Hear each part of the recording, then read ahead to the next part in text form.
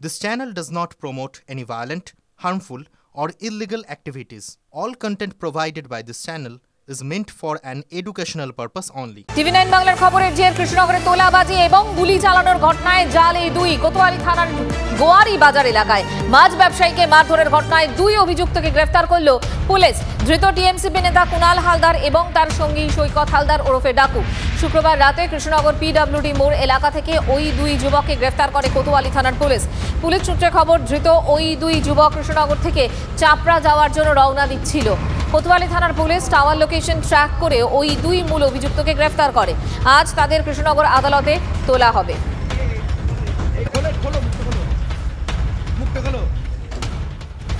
গ্রেফতার জয়ন্ত সিং এর শাগরেদ রাহুল গুপ্তাও। আলমবাজার এলাকা থেকে তাকে গ্রেফতার করলো বেলঘুরিয়া থানার পুলিশ। আরিয়াদহে মাও ছেলেকে মারধরের ঘটনায় যুক্ত ছিল রাহুল গুপ্তা। এছাড়াও এক নাবালকের উপরে অমানবিক অত্যাচারের ছবি ভাইরাল হয়, সেই ঘটনায় অভিযুক্ত এই রাহুল।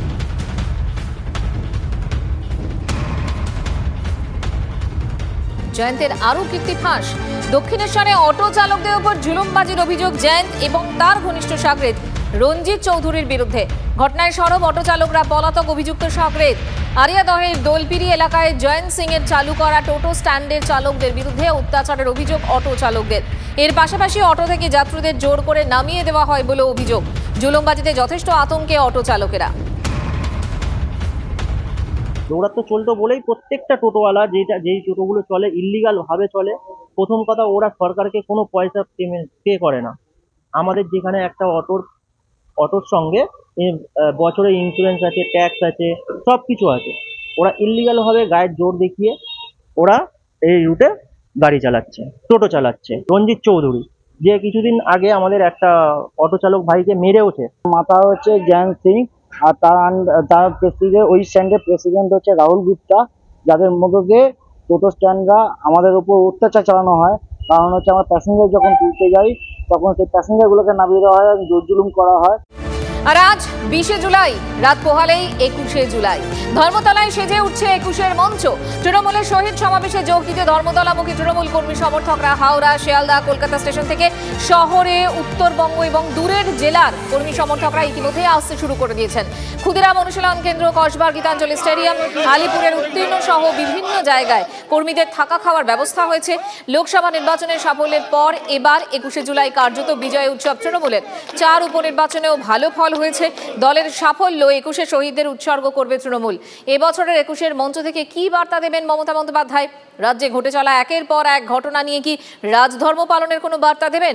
দলের একাংশের প্রতি থাকতে পারে সতর্ক বার্তাও। লোকসভা নির্বাচন পেরিয়েছে কিছুদিন আগেই, আর লোকসভা নির্বাচনের বিপুল সাফল্যের পর 21শে জুলাইয়ের শহীদ সমাবেশ হতে চলেছে ধর্মতলায়। এবং তৃণমূল কংগ্রেসের কর্মী সমর্থকরা গতকাল রাত থেকেই উত্তরবঙ্গের বিভিন্ন জেলা থেকে তারা কিন্তু ট্রেনে করে হাওড়া স্টেশনে আসতে উপস্থিত হচ্ছেন। এবং আজ সকালবেলাও বিভিন্ন জেলা থেকে ট্রেনে করে মানুষজন হাওড়া স্টেশনে এসে উপস্থিত হচ্ছেন। এবং আমার ডান দিকেই হাওড়া স্টেশনের ঠিক উল্টো দিকেই তৃণমূল কংগ্রেসের অভ্যর্থনা মঞ্চ তৈরি করা হয়েছে।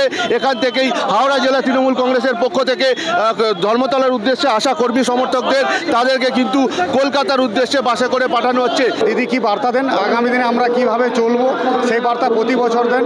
এবারও সেই বার্তা নেওয়ার জন্য, শহীদদেরকে স্মরণ জানানোর জন্য পুরুলিয়া থেকে আমাদের কর্মীরা বাঘমুন্ডি থেকে এসে উপস্থিত হয়েছে, পুরুলিয়া থেকে এসে উপস্থিত হয়েছে। আমরা প্রায় 3000 খানেক লোক এসেছি বাঘমুন্ডি ব্লক থেকে। হাওড়া স্টেশনে প্রতি বছর যেমন ব্যবস্থা করা হয়, এবছর বিশেষ ব্যবস্থা নেওয়া হয়েছে, কারণ এবছরে যে মানুষরা আসবেন তারা আগে সব রেকর্ডকে ভেঙে দেবেন। আমাদের কর্মীদের মধ্যে ভীষণ উচ্ছ্বাস আছে। আমরা কাল থেকে সবাই রেডি হয়েছি, সমস্ত গ্রামের মানুষ, এক একটা গ্রাম থেকে 150-200 করে লোক আসছে, প্রচন্ড লোকের খুশি। এবারের এই শহীদ সমাবেশ তা কিন্তু অত্যন্ত গুরুত্বপূর্ণ হতে চলেছে বিধানসভা নির্বাচনের আগে। হাওড়া থেকে সুব্রত বন্দ্যোপাধ্যায়, TV9 বাংলা।